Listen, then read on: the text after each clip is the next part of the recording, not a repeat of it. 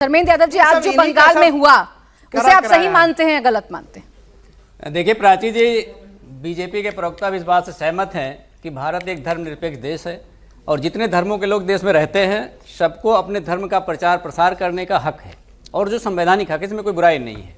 लेकिन अगर कोई काम गैर कानूनी है तो उसकी इजाज़त भी नहीं है। और दूसरी बात यह है कि जितने ये काम हो रहे हैं, आप देखिए वेस्ट बंगाल में चुनाव है तो उससे जस्ट पहले मस्जिद बनाने की बात है। ये भारतीय जनता पार्टी के फिलामेंट हैं जो हर पार्टी में हैं। जैसे चुनाव आते हैं कनेक्शन जोड़ दिए जाते हैं और जलना शुरू हो जाते हैं। तो ये हम लोग एक प्रोग्रेसिव कंट्री में रहते हैं और बड़े तेज हैं बीजेपी वाले, आपको पता नहीं चलता, आपके अंदर रहते हैं, आपको पता ही नहीं चलता। धर्मेंद्र यादव जी बड़े मासूम हैं आप लोग। जासूसी जो है डीएनए में है, आपकी पार्टी में ये लोग घुसे हुए हैं और आपको पता ही नहीं चलता। जासूसी डीएनए में है, इतनी मासूमियत अच्छी नहीं है। सुनिए ना, जासूसी डीएनए में है, वो कैरी फॉरवर्ड होता रहता है, वो सबसे बड़ी समस्या है, इसलिए हम लोग नहीं समझ पाते हैं। कोशिश कर रहे हैं। भारत, सुन लीजिए, भारत एक प्रोग्रेसिव देश है। जहां तक रही बात फैसले की, माननीय उच्चतम न्यायालय के आदेश पर अयोध्या में राम मंदिर का फैसला आया और राम मंदिर बना। और जजों ने ये बात कही उसको कि अगर हम तर्कों और तथ्यों पर जाएंगे तो शायद देश का नुकसान हो जाएगा, इसलिए हम इस फैसले को सारे फैसले से अलग रखते हुए एक भावनात्मक फैसला भी दे रहे हैं जो देश के हित में है। सुप्रीम कोर्ट भावनात्मक फैसला नहीं देता है। अरे भाई सुन, उसको पहली बार सुन रहा हूं कि भारतीय न्याय की डेफिनेशन की भावनात्मक फैसला। उसके भावनात्मक फैसला अगर करना होता ना तो फैसले को पढ़ लीजिए, आप पढ़ लीजिए ना, 500 साल पहले ले लेते।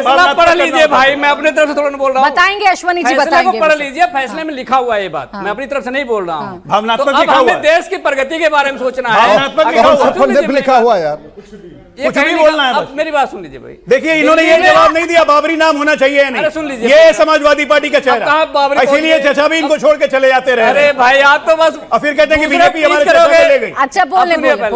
इसी देश में दिल्ली के अंदर धमाका होता है, उसकी भी जिम्मेदारी नहीं मानेंगे।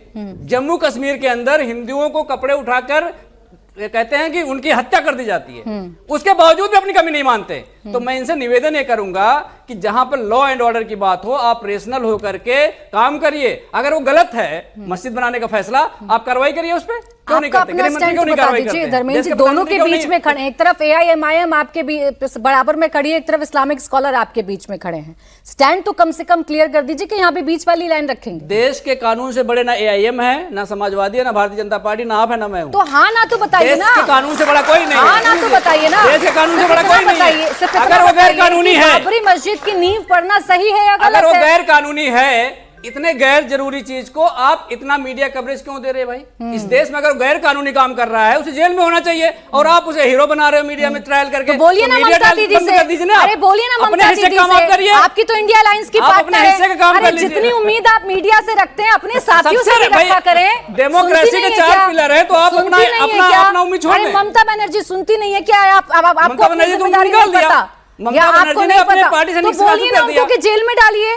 ममता बनर्जी ने पार्टी से निष्कासित कर दिया। धर्मेंद्र जी यहाँ नाइंसाफी ना करें, मीडिया से इतनी उम्मीद रखते हैं, कभी कभी अपने साथियों से भी उम्मीद कर लिया करें।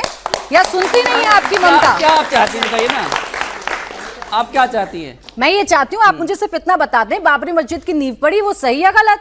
नहीं, बाबरी शब्द अगर गैर संवैधानिक है, अगर क्या होता है आप बताइए ना। आपके लिए बाबरी शब्द गैर संवैधानिक अगर संविधान में लिखा है तो आपत्ति है हमारी। फंसाइए, सीधा बाबरी शब्द अगर गैर संवैधानिक, हमारी आपत्ति है उसमें। बाबरी शब्द गैर संवैधानिक है, हमारी आपत्ति है, बिल्कुल आपत्ति है। बाबरी शब्द को धर्मेंद्र यादव कैसे समझते? बीच का स्टैंड नहीं, क्लियर बताइए। बाबरी शब्द को धर्मेंद्र यादव कैसे समझते? बाबरी शब्द गैर संवैधानिक आप बताइए। आप बताइए ना। मेरे हिसाब से तो मुगलों के साथ में नहीं खड़ी होंगी, मेरे हिसाब से तो बाबर के नाम पर कुछ नहीं होना चाहिए। अब अपना हिसाब बताइए, उसका नाम तो हुमायूं था ना। अपना हिसाब बताइए, हुमायूं नाम कैसे? हिसाब बताइए। मैंने तो क्लियर कर दिया, मैंने तो क्लियर कर दिया। बोले हुमायूं भी तो मुगल का नाम है। जब बीजेपी में शामिल हुआ, जब आपने उनको टिकट दिया, कवर दे रहे हैं उनको, तब भी हलफनामे में कवर दे रहे हैं, हुमायूं ही था ना। कवर दे रहे हैं समाजवादी वालों को, कवर दे रहे हैं समाजवादी पार्टी को।